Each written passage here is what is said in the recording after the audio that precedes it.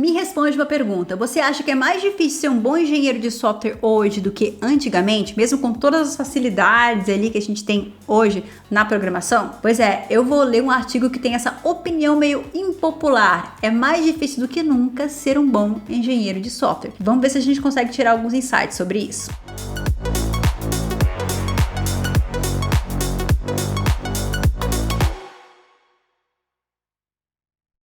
Olá pessoal, bora para mais um vídeo. Eu sou a Tequita e você está no meu canal A Tequita Dev. Esse aqui é um canal de tecnologia que vai te ajudar na sua carreira como programador e eu tenho certeza que se você já é raiz do canal, já deixou o seu like e o seu comentário para dar aquela ajudada aqui no conteúdo. Pois é, eu tava olhando esse artigo aqui, opinião impopular. É mais difícil do que nunca ser um bom engenheiro de software. Fiquei intrigada a respeito dessa opinião meio impopular, mas vamos ler junto aqui os argumentos que ele utiliza aqui nesse texto. Ó, lembrando que eu tô traduzindo esse artigo aqui, então originalmente ele é em inglês, então pode ser que a tradução seja literal, né? Então, se você achar estranho, pode ser que esse seja justamente o tradutor aqui, ó. Trabalhar em um ambiente de startup por quase uma década me deu acesso privilegiado a uma cultura acelerada de inovação, exploração e uma abordagem à prova de falhas. Segui a escada da progressão do padrão, estagiário, júnior, intermediário, sênior e eventualmente mudei para o curso de gerenciamento de engenharia. Ser coordenador, né, gerente de engenharia.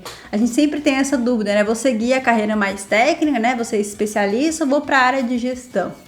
Eu tenho uma opinião sobre isso, que eu quero até trazer em outro vídeo aqui, porque a minha experiência lidando com gestão nunca foi boa, não. Eu acho que quanto mais próximo você tá do negócio, né, menos você tá ali do software, mais frustrante acaba sendo nesse sentido. Mas eu posso falar um pouquinho mais sobre isso na minha experiência, se vocês quiserem, tá? Ó, com o tempo, muitas pessoas com quem cresci passaram a trabalhar em outras empresas, tornando-se colaboradores altamente respeitados. Seria justo dizer que eles são bons engenheiros. Olhando para trás, para a jornada dos meus colegas, pupilos e ainda a minha própria, parece mais difícil do que nunca ser um bom engenheiro de software. Por quê? Agora vamos definir o que seria um bom engenheiro de software, né? Já comenta o que você acha que seria um bom engenheiro de software. O que significa ser engenheiro? Como engenheiros de software somos? Responsáveis por traduzir problemas complexos em soluções eficientes e escaláveis?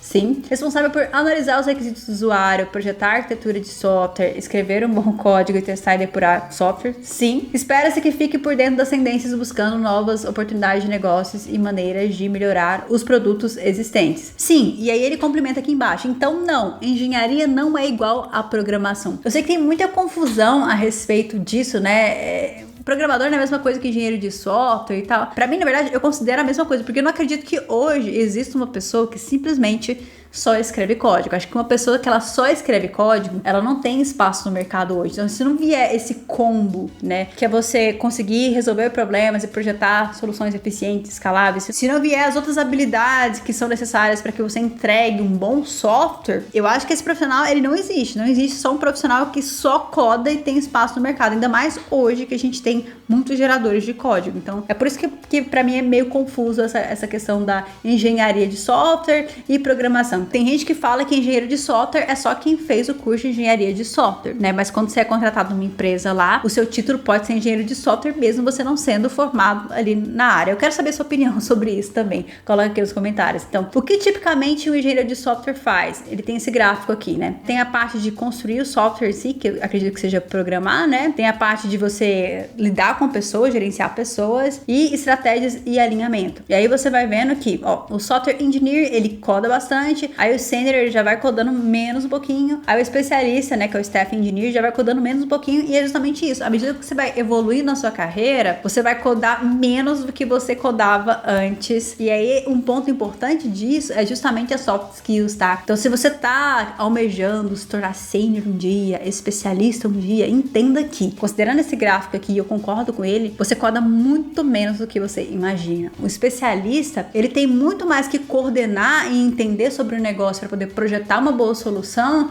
do que codar de fato. Ele passa muito mais tempo arquitetando a coisa, entendendo o negócio, do que colocando a mão na massa. E muitas vezes nem é ele que vai codar. Ele vai só estruturar, estabelecer ali a estrutura, né? Criar ali os diagramas para que os outros programadores coloquem a mão no código. Então entenda que, naturalmente, à medida que você vai evoluindo ali de nível na programação, menos você vai codar. né? E dependendo da carreira que você escolher, porque a gente tem aqui Staff Engineer, que é o especialista, né? Quando você olha pro Engineering Manager, ele não coda. Então é justamente aquela bifurcação. Eu quero continuar na parte técnica, né? Lembrando que mesmo na parte técnica você vai ter muito além de código, que exige aí essas soft skills, ou você vai pra parte ali que é de gestão mesmo, vai lidar com pessoas e tudo mais. E agora, até olhando para esse gráfico aqui, eu até colocaria um pouquinho de gerenciamento de pessoas na parte do especialista, dependendo da empresa, você vai ter que fazer isso também, né? Que é liderar, né? Você vai ter que lidar com pessoas também. É interessante, ó, ele fala: o que significa ser um bom engenheiro? Com base em inúmeras entrevistas e apoiando o progresso dos meus pupilos, percebi que pessoas com diferentes níveis de especialização podem dar respostas diferentes. E eu acredito que é bem isso mesmo, sabe? Eu acho que pra mim, um bom engenheiro de software, eu vou resumir de uma forma bem simples, é aquele que resolve o problema da melhor forma possível dentro das possibilidades que ele trabalha ali. Então é o cara que ele não vai se contentar só em entregar a tarefa, mas é o cara que ele vai olhar para o produto também, ele vai entender o valor que ele está agregando e ele vai querer entregar a melhor solução dentro do contexto que ele está. E isso envolve uma série de questões. Isso envolve você estruturar bem o seu código, pensar em escalabilidade, né? Pensar em otimização. Então eu resumiria nessa frase especificamente, porque eu acho que isso contempla uma série de questões, né? É você querer entregar mais valor. Aliás, eu fiz um post no LinkedIn sobre isso que a galera não entendeu muito bem. E nesse post eu dizia o seguinte: você pode ser um dev entregador de tarefas ou você pode ser um dev que sabe o valor que você entrega, né? Então, se você quer ser valorizado no mercado, você precisa entender o valor que você está entregando. Entregadores de tarefas são entregadores de tarefas que podem ser facilmente substituídos. Então, essa é a minha visão que eu tenho. A galera não entendeu muito bem, achou que eu estava dizendo que programador não importa o código, você pode fazer qualquer código, o que você tem que ter é a visão de produto, quando na verdade não é isso. O que eu tô querendo dizer é que sim, você tem que prezar pela excelência do seu código, pelo código que você tem que fazer, afinal você é um engenheiro de software. A base disso tudo é você saber programar, né? Mas além disso é ter um pouquinho de conhecimento sobre o produto, porque até quando a gente pensa nessas ramificações de carreira, né? Especialista, você não consegue ser um bom especialista ali na frente se você não entender a nível de negócio como as coisas funcionam. Por quê? Porque isso é importante até para decisões técnicas, para decisão de arquitetura, para decisão de escalabilidade. É por isso que eu falo, à medida com que você vai evoluindo, ter essa visão de entrega de valor acaba sendo fundamental, né? Esse mês, a hashtag Treinamentos vai oferecer um intensivão de Power BI gratuito. Power BI é a ferramenta que mais cresce nas empresas, ideal para analisar dados e auxiliar na tomada de decisões. E o melhor é que ela pode ser aplicada em qualquer área. Vão ser 4 dias incríveis de treinamento, onde você vai desenvolver 4 projetos completos em Power BI. Dashboard de vendas, dashboard de produção, dashboard de recursos humanos e dashboard financeiro. Essa é uma ótima oportunidade para você entender como essa ferramenta pode te ajudar a se destacar na sua empresa e também ser um diferencial nos processos seletivos. Esse intensivo vai acontecer do dia 17 a 20 de junho. Não tem pré-requisito e a inscrição é gratuita. Tudo vai ser construído passo a passo, do zero, com explicações didáticas, material para você praticar e uma apostila completa. Então qualquer pessoa pode se inscrever, basta entrar no site oficial e garantir a sua vaga, que eu vou deixar o link aqui na descrição desse vídeo e no QR Code aqui da tela. Aí ele fala que alguém que está começando pode pensar que é o número de linguagens e frameworks que um desenvolvedor conhece. Um engenheiro mais experiente pode nem se importar com a linguagem que está usando. Em vez disso, enfatiza a qualidade de código, aderindo a todos os princípios de codificação e conduzindo o controle de qualidade enquanto se move rapidamente. Tem gente que acha que, nossa, essa pessoa ela é muito foda porque ela sabe 10 linguagens, quando na verdade ela tem um conhecimento raso sobre todas essas linguagens. E pra mim é justamente isso, não é isso que é ser um bom engenheiro de software. Engenheiros altamente experientes colocam um enorme foco em agregar valor, que é o que eu tava falando justamente agora. Às vezes escrevemos rapidamente um código descartável que quebra todas as regras de negócio para provar uma hipótese. Às vezes passamos dias escrevendo algumas linhas de código de missão crítica, mas na maioria dos dias tomamos decisões arquitetônicas, discutimos questões de missão crítica, melhoramos processos, etc. Por quê? Porque muitas vezes é isso que traz mais valor. Sim, exatamente. Embora sempre haja exceções à regra, podemos dizer que um bom engenheiro é aquele que concentra seus esforços de forma eficiente para trazer o máximo de valor no alcance de um objetivo. Cara, concordo 100% com o que ele diz. E é um profissional que vai ser super valorizado e vai conseguir grandes oportunidades ali justamente por conta disso. Ele entende o valor que ele tá entregando. E isso não quer dizer que você não tenha que olhar para a qualidade de código, não é uma coisa ou outra. É isso e isso, entendeu? É além de você ser bom tecnicamente, você entender que o código que você escreve, ele não é apenas um código, ele tá resolvendo um problema ali na frente, né? Mercados em crescimento e concorrência. O mercado de tecnologia está em constante evolução. Todos nós vimos grandes sucessos ao longo dos anos, WhatsApp, Uber, Airbnb, TikTok. Embora possa ser exceções, esses exemplos muitas vezes definem estrela do norte para pessoas. Algo pelo qual elas deveriam se esforçar. Essa forma de pensar coloca pressão extra sobre os engenheiros. Eles sentem esse estresse interno, pensando que estão fazendo algo errado, e externo com pessoas comparando sua empresa a muitos concorrentes. Sim, é um ambiente extremamente competitivo você lidar com programação. Até assim, as tecnologias que vão surgindo,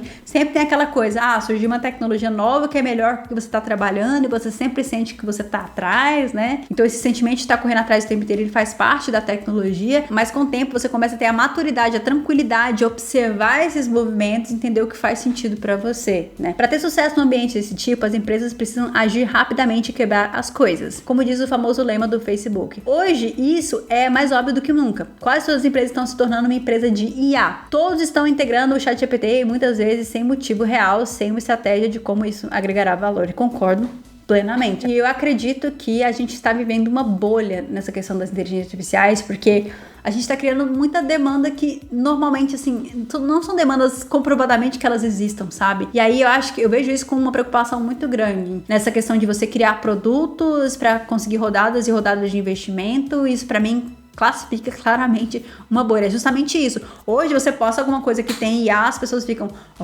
tem IA. E às vezes, sabe, não faz o menor sentido. Então, sinta esse movimento também das empresas quererem incorporar IA em tudo sem entender o que faz sentido pro produto ou não. E até mesmo fazendo demos fakes, né? Como se fosse um resultado, quando na verdade, se você vai testar a ferramenta, é completamente diferente daquilo. Eu já caí em várias propagandas nesse sentido. Não sei se aconteceu com vocês. Ao nos afastarmos do princípio fundamental, como podemos agregar mais valor a nossos clientes e avançarmos no sentido de vencer a concorrência no trem da campanha publicitária? Conseguimos que os engenheiros construam funcionalidades que estão fadadas ao fracasso. Então assim, essa correria ali que a gente está tendo para poder mostrar o produto mais rápido possível pelo timing de mercado acaba impactando de fato no produto que você está construindo, né? O mundo é um lugar confuso. O que um entusiasta como eu deveria fazer para se tornar um engenheiro melhor? Além da escolha óbvia de aperfeiçoar suas habilidades de codificação, melhorando o código limpo, filosofias de arquitetura, hoje em dia existem muitas tentações à espreita. Aprendendo TypeScript e aquela estrutura mais recente que muda tudo, mergulhando no mundo do blockchain, da criptografia, experimentando uma infinidade de produtos de IA, as opções são infinitas. Eu acho que hoje tem muito mais coisa para você tirar o seu foco daquilo que você tem que aprender, né? Então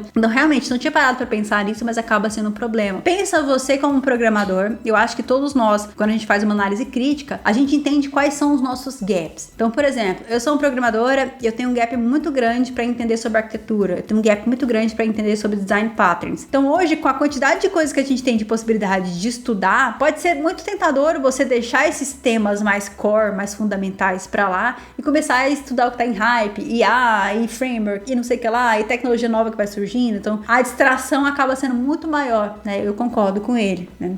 E aqui tem essa charge, né? Eu sou um JavaScript expert. É mesmo? Me fale 15 frameworks. Aí ele fala que lançaram no último mês, ou ela fala, nossa, você tem a barra muito abaixo, né?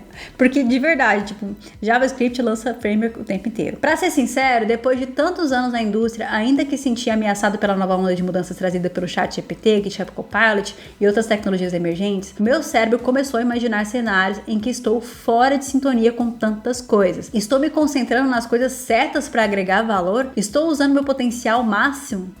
E depois de algum tempo ficou claro que estávamos entusiasmados. Isso também passará, restando apenas as empresas de IA que estão a criar valor a longo prazo. Sim, a gente está vendo uma enxurrada de empresas surgindo, de iniciativas. O Devine é justamente o Devine ou Devin, é uma coisa nesse sentido, né? Porque eles criaram uma inteligência artificial engenheira de software, mas que só tem o demo, aí depois os caras sumiram, enfim. Tem a especulação de que aquilo ali nunca foi do que era. Inclusive tem um vídeo muito interessante, que eu até pensei se eu trazia aqui pro canal, mas é porque é um vídeo muito longo. É 1 hora o cara destrinchando a demo do Devin, né? E ele falando justamente sobre os pontos falhos da demo que desencontram, que mostra que aquilo ali foi completamente forjado. Ou seja, você tem produtos que não estão prontos ainda, que estão ganhando no marketing. Quando essa onda passar, quando os investidores entenderem isso, vai ficar só quem realmente tá entregando valor. Mais tarde, eles morreriam com o lançamento do ChatGPT, o GPT-4, que poderia fazer a mesma coisa, mas melhor. Mas isso não impede o exército do Twitter e de outras plataformas de proclamar a nova ordem mundial.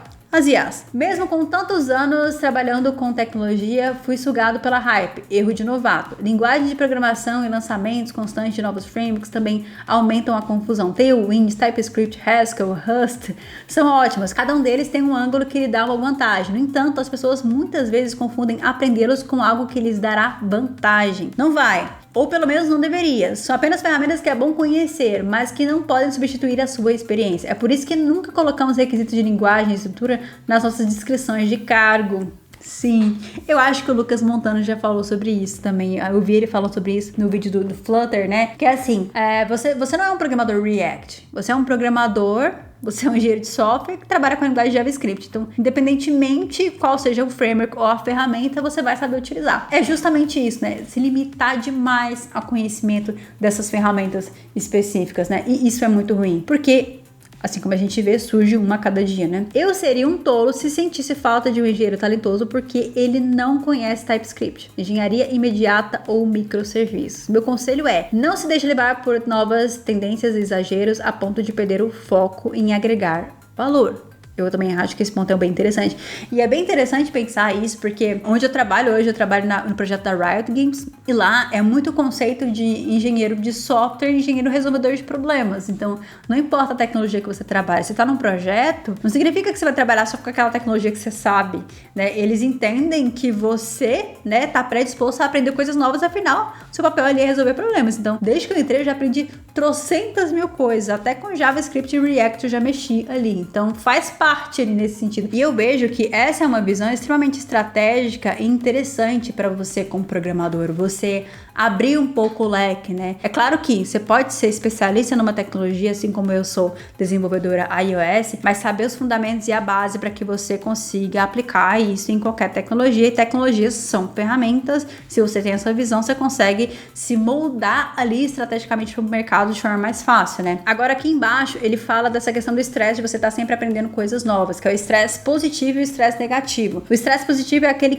em que percebemos que a situação é estressante como uma oportunidade que leva a um bom resultado, enquanto o estresse negativo é aquele que pode ter efeitos prejudiciais à saúde física e mental, como pode ser visto na imagem abaixo. Aí mostra aqui, entregar resultados continuamente em um cronograma apertado é estressante e criar recursos pelos motivos errados tende a ser o último, né? E aqui ele mostra o estresse positivo, né, que é você melhorar a performance, você tá motivado para aprender coisas novas, né? Você tem esse boost de energia para poder crescer. E o estresse negativo, que é você sentir que tá sempre atrás das coisas, correndo, causa ansiedade, depressão e tudo mais. Aí tem essa questão de equilíbrio também, né? De você saber como que você pode melhorar aí na sua carreira sem chegar num burnout, que isso seja positivo, que isso seja construtivo ali na sua carreira. E essa questão da tecnologia tá sempre evoluindo, e quando você se apega às coisas que são mais, digamos assim, voláteis, né, que são as tecnologias de pontas, que são frameworks e bibliotecas, você sofre muito mais esse estresse negativo, que é ter que aprender coisas novas, que é sentir que tá sempre atrás, né? Então eu acho que até a base, ela te dá um respaldo maior para que você passe por essas situações. Aqui embaixo ele fala, como podemos fazer melhor? Todos nós temos nossos momentos ruins, no sentido como engenheiros, mentores ou colegas inadequados. As coisas nunca serão perfeitas ou fáceis e não deveriam. Sem cometer erros e momentos difíceis, não aprendemos. Afinal, né, é com os erros que a gente aprende. Eu acho que os principais aprendizados que a gente tem na vida são com os erros, mas a gente tem que ter sabedoria para entender de forma construtiva que foram erros para que a gente esteja aberto ao aprendizado. Não é também só errar.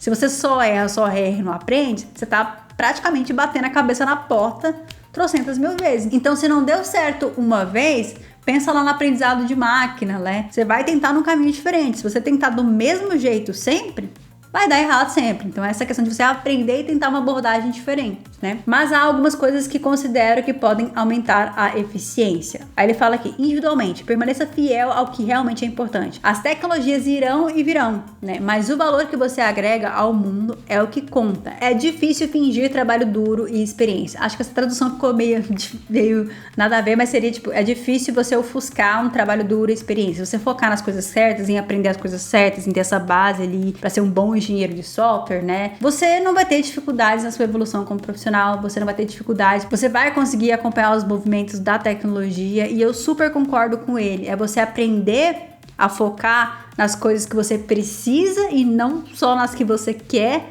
né? E entender principalmente que o software, ele é muito além do código que você escreve. Esse software, ele tá resolvendo um problema ali na ponta e você tá também entregando valor ali na ponta. Lembra do gráfico que ele mostrou aqui? À medida que você evolui, as soft skills e o entendimento além do código, ele acaba sendo fundamental. Então, se você quer ser um bom engenheiro de software, entenda isso, porque isso vai com certeza fazer diferença. Agora eu quero saber a sua opinião. O que você acha de tudo isso? Você acha que agora é realmente mais difícil você se tornar um bom engenheiro de software? Que talvez possa se tornar cada vez mais difícil, até com as IAs, com tudo pronto que a gente tem aí, gerando código? Não deixe de comentar a sua opinião e assim como é de costume, eu vou ler um comentário que deixaram em outro vídeo aqui do canal. O comentário do Samuel Franco. A pergunta é, quando o mercado vai abrir novamente? Não sei se abrir novamente é a expressão correta ou ficar mais favorável, ficar mais flexível. Ele comentou isso num vídeo que eu falava sobre as entrevistas estarem fora de controle, ou seja, os processos seletivos estão mais difíceis agora. Pra gente poder responder essa pergunta, eu acho que a gente tem que olhar para o mercado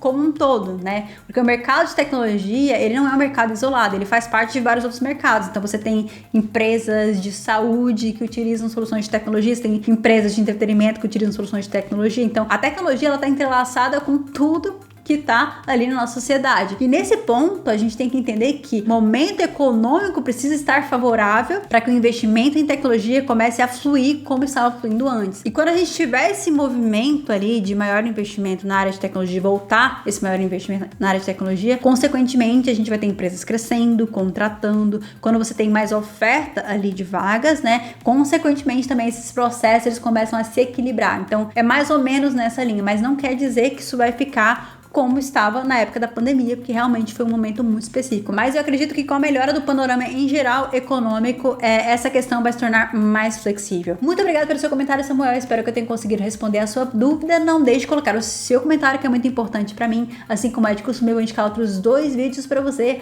maratonar aqui no canal. Um desses conteúdos vai ser um vídeo onde eu falo sobre 3 regras de ouro para você escrever um bom código. Vai muito na linha desse vídeo aqui, mas explorando um pouquinho mais a parte técnica. E o outro conteúdo vai ser uma recomendação do YouTube. A gente se vê no próximo vídeo, porque eu tenho certeza que você vai se inscrever.